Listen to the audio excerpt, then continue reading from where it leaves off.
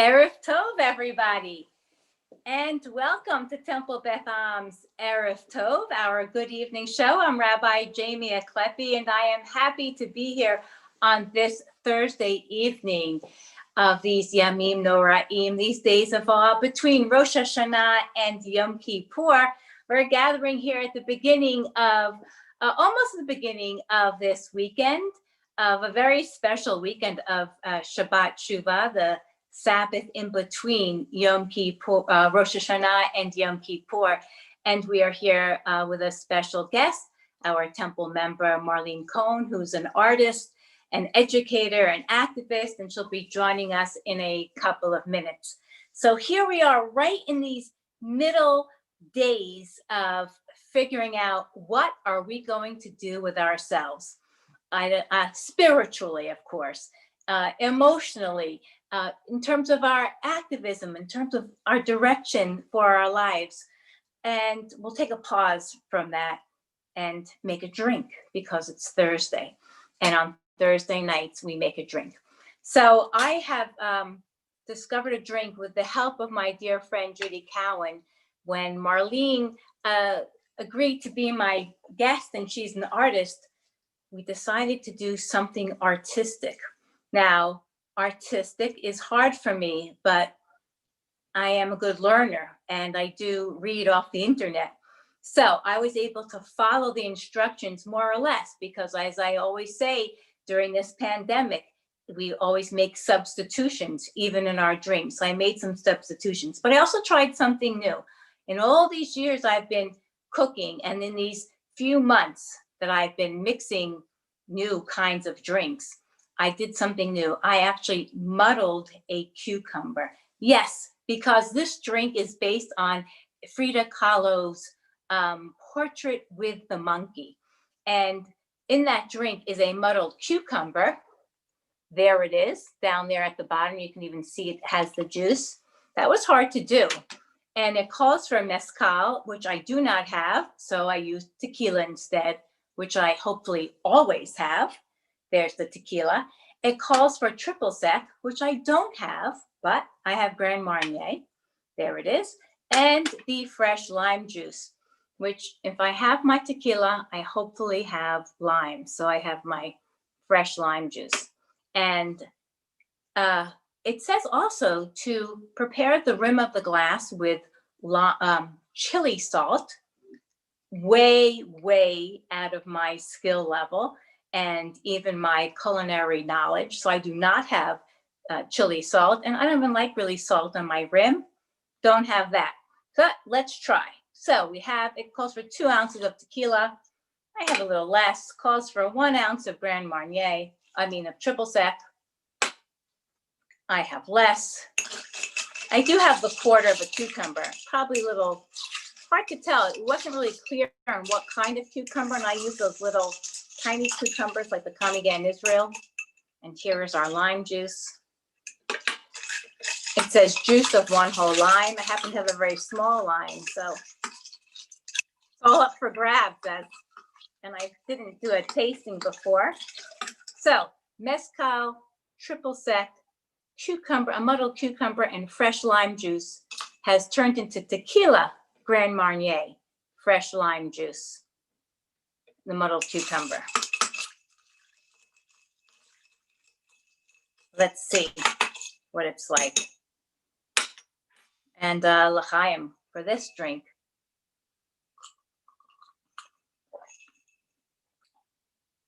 Okay, it's a good one.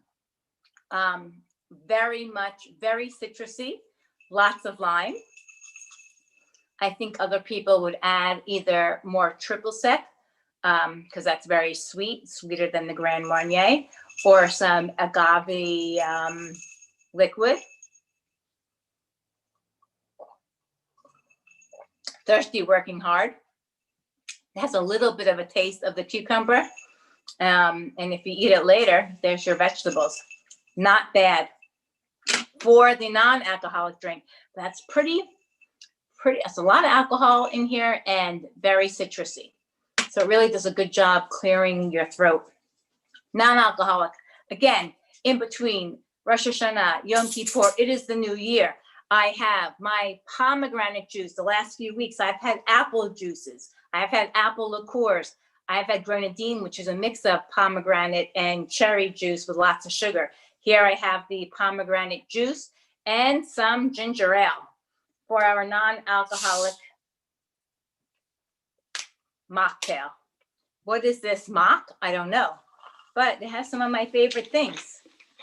There is a Georgia O'Keeffe drink that is a Prosecco with a cherry and pomegranate, which I will try another time in the same website.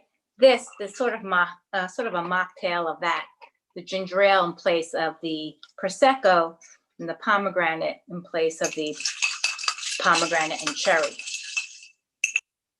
Try that.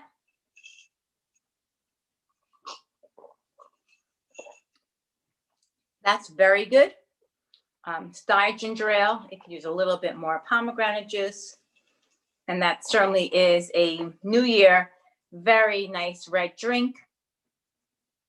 The green for the, this is, if you can't really see that well, it becomes nice and green to go with the color of that Frida Kahlo painting. This should be a little redder, not this deep, should be a brighter red to match the Georgia O'Keeffe poppy pictures. And so 2 women artists in honor of our guest, Marlene Cohen. So Marlene, come on in. You see that we're drinking to your health and to your artistry and to your talent today, or rather I'm drinking and maybe other people out there watching are drinking.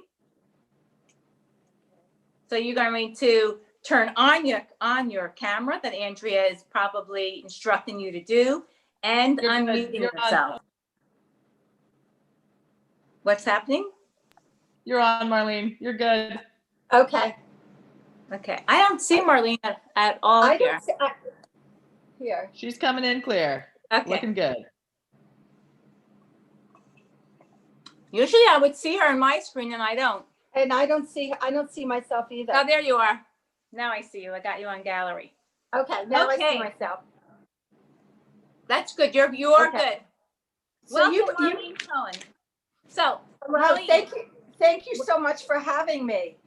Your drinks are 2 of my favorite women artists. So that was a very good choice.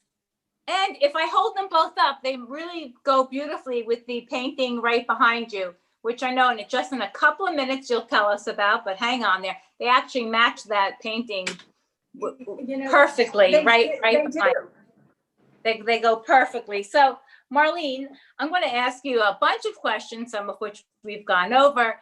Marlene is a longtime educator here in Miami-Dade County, both in private schools and public schools, and Dade County as an art teacher.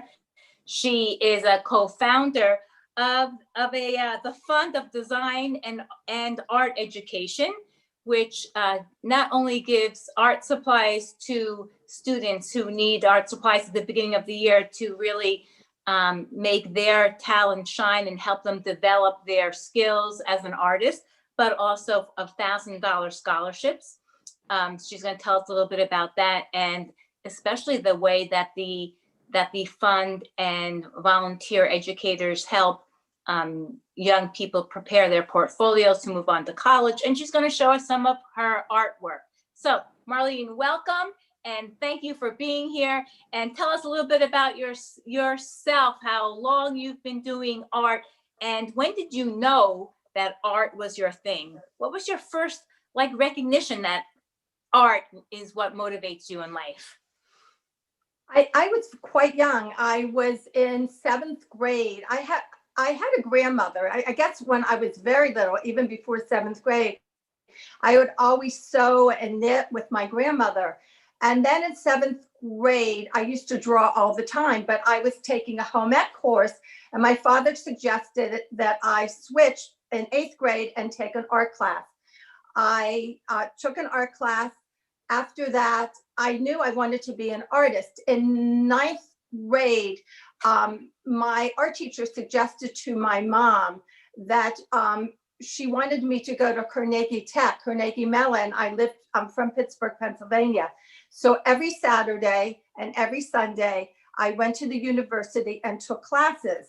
And from the first day that I walked in to my at Carnegie Tech and into that art class, I knew this is what I wanted to do for the rest of my life, is being an artist.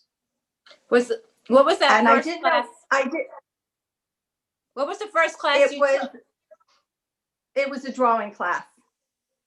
And artists usually was my start with first drawing class. classes? Is the first class usually drawing classes that one takes? Usually the first classes that you take are drawing classes. And then you go into design, you go into mixed media, you do watercolor. It all depends on, you try to do as many medias as you can. And you explained to me that you do use a very unusual medium. At least it was very unusual for me. And it was a found item following Hurricane Andrew. Can you tell us about what you use and how you found it? And then you can show us some of those pieces. All right. After Hurricane Andrew, my art studio was destroyed, and the roofers came and they went to fix my roof, and it was really a hard period, and they couldn't fix it, and they left rolls and rolls of tar paper. So I started experimenting, cutting the tar paper and weaving it, and then using paint, oil crayons, sewing on it, and I started creating these hurricane series, which is what I call it. And at first, I just used tar paper on tar paper. And then I started using color on the tar paper. So it was really a progression of starting very simple with the tar paper. And now I just keep collaging the tar paper and make it more complicated. So did you study art in college, and then you were trained as an art teacher? What was that like? What was your progression? Well, when I was a senior in high school, and this is very interesting for women, I had wanted to be a commercial artist, and my father said, no, that's not, you can be a secretary, you can be a nurse, you could be a teacher. And so I went and I talked to my art teacher, and she said, why don't you, I had a free period. She said, come and help me with a 7th grade class. And I started helping her and teaching that 7th grade class. And I loved it so much that when I decided that I was going to be a teacher, which I was for 33 years. And you taught in Miami-Dade County. Tell us about this school. Well, first I taught, when I got married, I taught in New Jersey. And I taught in Ohio, I taught in New Jersey, and then I taught in Miami. And what were the schools like, the public schools that you taught in? In New Jersey, when I first started teaching, it was really interesting. When the art teacher, when it came into a classroom, the kids would stand up. They would clap. They were polite. It was just amazing. And then I came to Miami, and I taught at Beth for 10 years as a pre-K teacher. And then I decided that I wanted to go back and be an art teacher. So I taught at Ludlam Elementary for 2 years. The art teacher was pregnant, and I took her spot for 2 years. And then I went to a school called Bel Air Elementary, which was a Title I school. And the kids were wonderful. I loved teaching there. I taught there 4 days a week, and 1 day a week I taught at Calusa Elementary. Because my school didn't have that many students. So 1 day a week I had to go to another school to teach. But it was a wonderful experience. And did you ever teach at the high school level? No, 33 years in elementary. But now that I am working with high school students with my foundation, I am so thoroughly enjoying it. It's at a totally different level. And in fact, one day I had 2 of the kids at my house, and I was having just having a artist block. and I showed them my painting that I was having trouble with, and they made all these suggestions, and it was like, wow. I mean, it was wonderful, and I took a lot of their suggestions, and I sold that painting. Wow. And what works are you doing now, and where are you exhibiting? Because now, with everything being closed, and yet you told me you have about 3 exhibitions coming up. And how does the virtual art exhibit in a virtual gallery work? Well, it works. Well, first of all, the paintings in back of me, the 2 paintings, are going next week to the JCC. They're not finished yet, but they are 8 artists were asked to design a 4 by 4 feet by 4 feet panel that are going into a sukkah at the JCC that's going to be there for a year. And that's one of the things I've been working on. The second thing that I have a show, I have 2 shows, in fact, on October 3rd. It's a Fiber Artists Miami Association. It's called 40 Women Pulling at the Threads of Social Justice. And we had to do a flag that was 40 feet by 60 feet.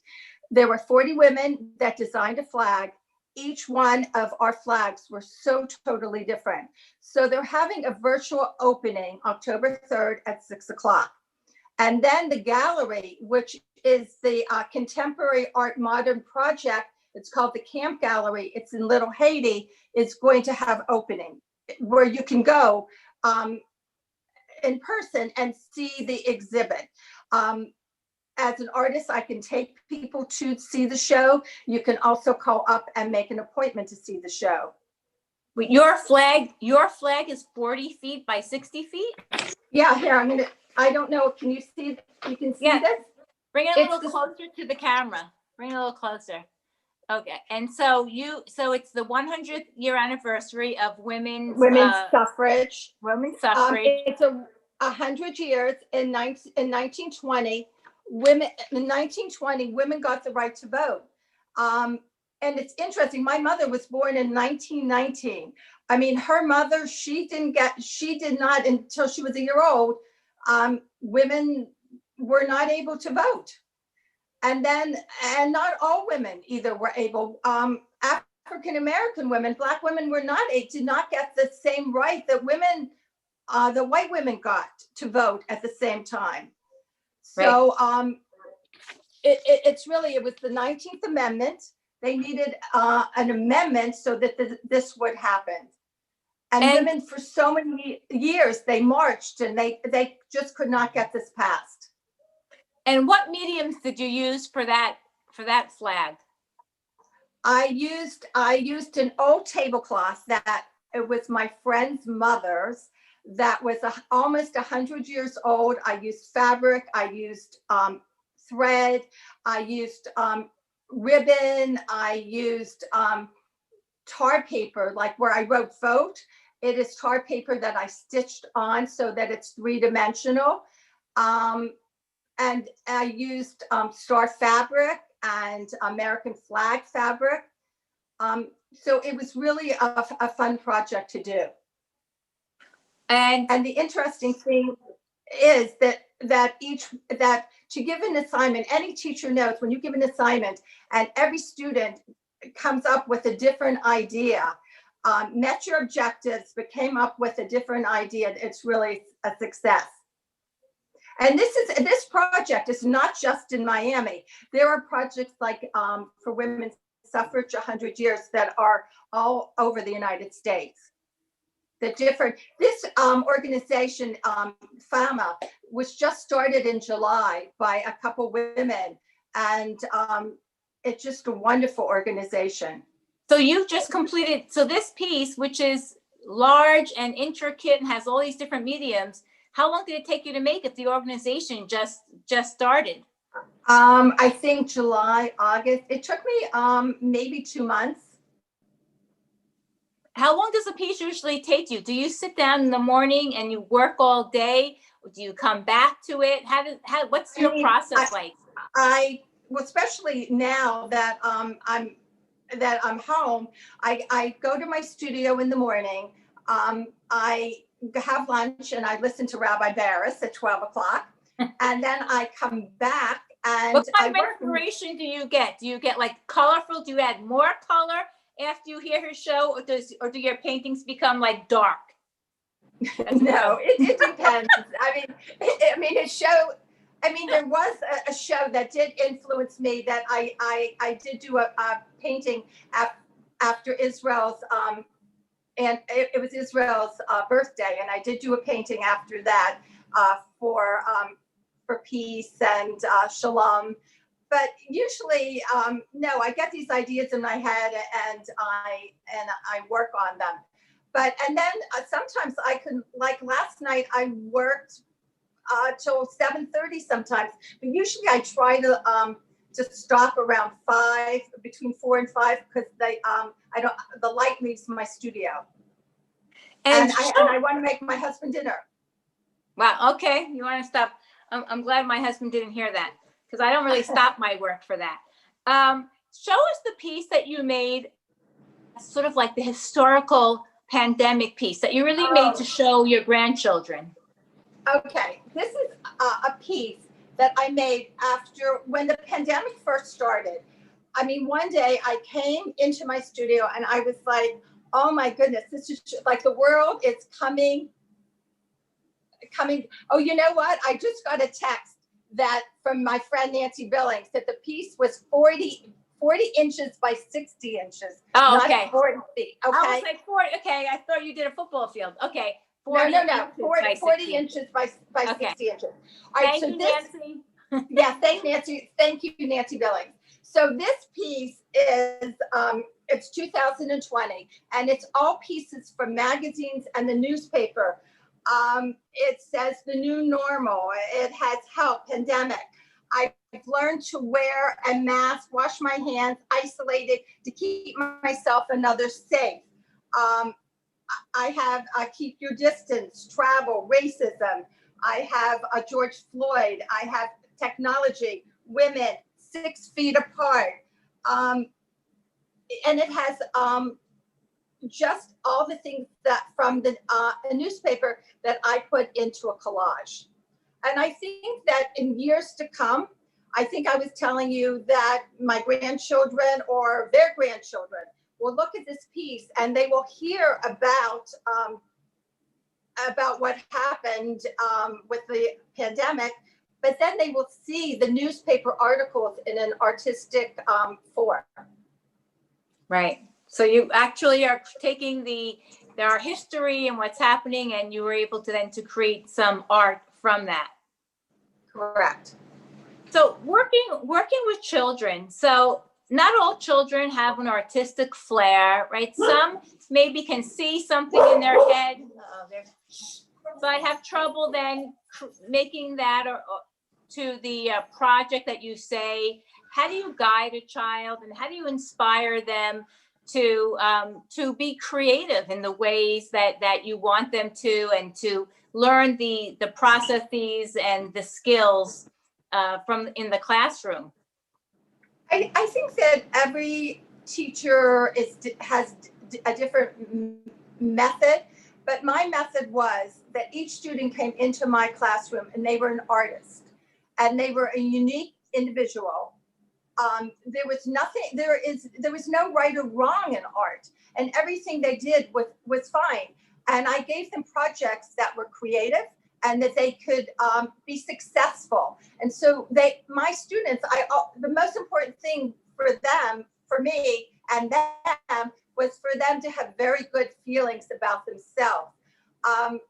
There were projects, I mean, sometimes I would write grants. And one of the grants I did was each student from 2nd to 5th grade did a portrait of themselves on a ceramic tile. And it was we put it in front of the school, in front of Ledlam Elementary. It was many faces, one goal. And one of the kids, and they talked about that when they got older, that they were going to bring their children back to see their portrait. And one of the students said to me, she felt because it was not a piece of paper, that it was something that was a permanent exhibit, that she felt like she was an artist now, that she had such good feelings about herself, that she was an artist. And I like to think that that's how my kids felt. They've had really good feelings about themselves, and they felt that they were an artist and there was nothing that they could not accomplish. Nice. Thank you. It's so important that we give each child that feeling that they are unique and they have something to bring to the world, even if they don't all have the same skill set and ability. So thank you. So you said you have, I'm looking at my notes, you have 3 showings coming up, 2 on October 3rd and 1 on October 27th. So tell us about those. And didn't you have something in Paris, or you were supposed to have something in Paris? No, I did, but that was a while ago. That was a couple years ago.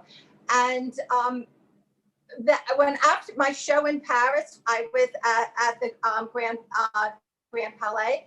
I remember walking back to my hotel room and looking at the Eiffel Tower, and I said, I have arrived. This was a dream that I never thought what I would ever have, and I did. But let me tell you about the shows. The Gallery of Light is at Beth it's having a show called Teshuva, Our Better Self. And the name of the show is called Reflections. And it's going to be a virtual opening, and that is October 3rd at 7:15. And also at Beth we were going to have a show, several artists, the Studio Art Quilt Society, SAQUA, fiber artists, was having a show at Aqua Art Miami, and that was canceled.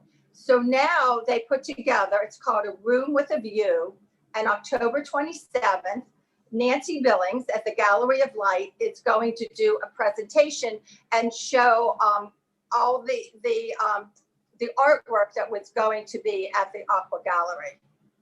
Okay, nice. I want to hear about the foundation and how you help the students apply to college and get their portfolios ready. So many students who just attend the regular public schools or the non-super duper magnets, they don't go to Dash, they don't go to New World, they may just go to another magnet or another public school, and they want to apply using their artistic skills to college, and they need to put together their portfolio, and they don't have really guidance. They have a public school art teacher who is inundated with 125 students a day, and your foundation has found a way to guide them. Tell us about that activism that you do on behalf of students in Miami-Dade County. All right, but you know what, the art teachers in Miami-Dade, they have a lot of students, but they put a lot of time in, and they are really dedicated. They will do anything to help their students succeed and get into college. When we started here, this is a bag. It's Fun for Design and Art Education. When I retired, I told my school that I did not want a party. I didn't want, a dinner, a chicken dinner and anything. I wanted the money that they were going to spend to have this party for me. If they would give it to me, that I could give it to the Dade art educators, because I always gave my students art supplies and gave them all kinds of materials, and I would not be there to do that. So they gave me money, and I gave it to the Dade art educators. And the year before me, not knowing this, a woman by the name of Marilyn Traeger, who is also the co-founder of the Fund for Design and Art Education, she called me to thank me. She had started a sketchbook that she wanted to give sketchbooks. She was middle school, high school, and she felt this was very important. So we put together this idea of any Dade County student will get a sketchbook and all kinds of art supplies. Any Dade County teacher today, maybe not this year, but can apply for their students to get a sketchbook and art supplies, and it will be awarded at a Miami-Dade art show, student art show. And so when we got together, Marilyn and I, to have lunch, she was telling me about a student. His name is Isaiah Cargall. And he was somebody that she mentored. He had lived in a foster care. He was taken away from his family. And his goal was to go to Dash and become a fashion designer. Well, he did. He got in with a lot of mentoring from her and other art teachers. He got into Dash, and then he got a scholarship to Parsons Paris. And he graduated Parsons Paris, and he is now living in New York. And then this pandemic happened, and he is looking for a job, and he is in at the beginning of October, he is going to be no job and out on the street. So we are, even today, we are helping our students just because we gave each student, let me back up because I skipped a little bit. When we give something called the Isaiah Scholarship, and this is named after Isaiah. We, students, high school students and senior high school students apply for a scholarship. They send in 10 art pieces. They write an artist statement. They have to have a letter of acceptance to a college and recommendation from their art teacher. And we get, say, maybe 100 or more applications, and we narrow it down to 20 students. And then we give 20 students a $1,000 scholarship. And then once they get their scholarship, we will have a beautiful Sunday salon at a beautiful home. There are 2 women who live in the Gables Club, and every other year we switch and invite people to their apartments to see the beautiful artwork of these students. We still are mentoring these students. This next month, October 1st, we have 6 students on Miracle Mile that are going to be showing their artwork and using one of the vacant stores as a studio and art gallery.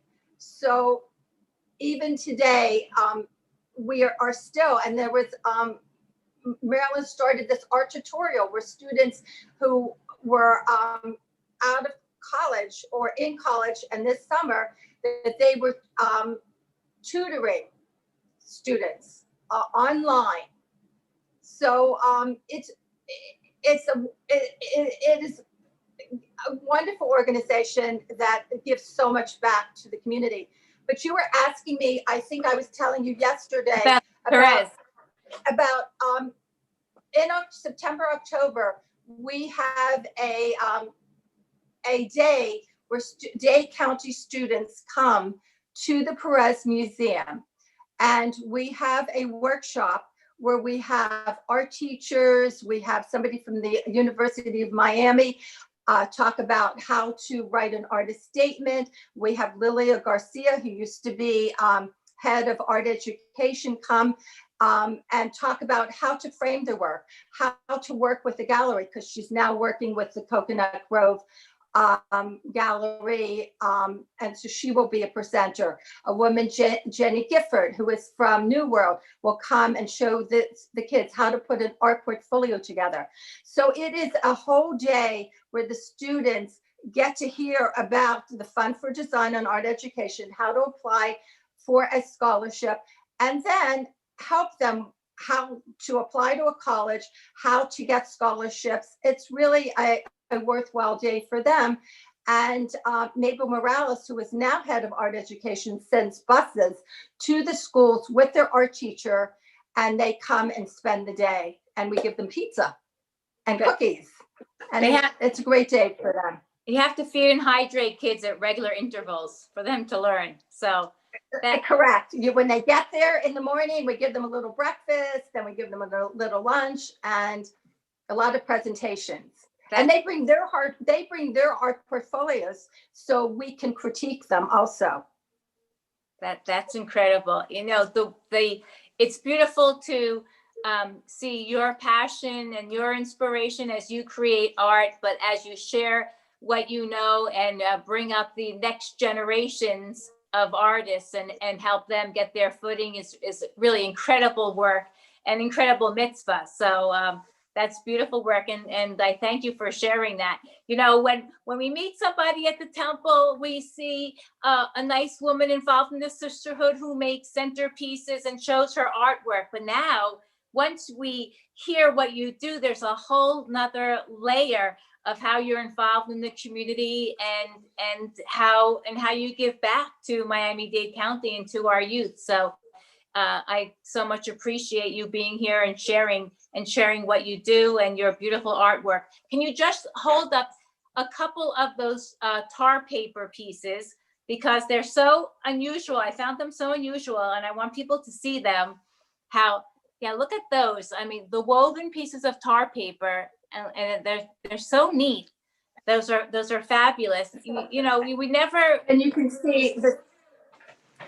I mean, the way that you create art out of things that people have discarded and left behind, all of the pieces that you make beautiful. Look at that. Incredible.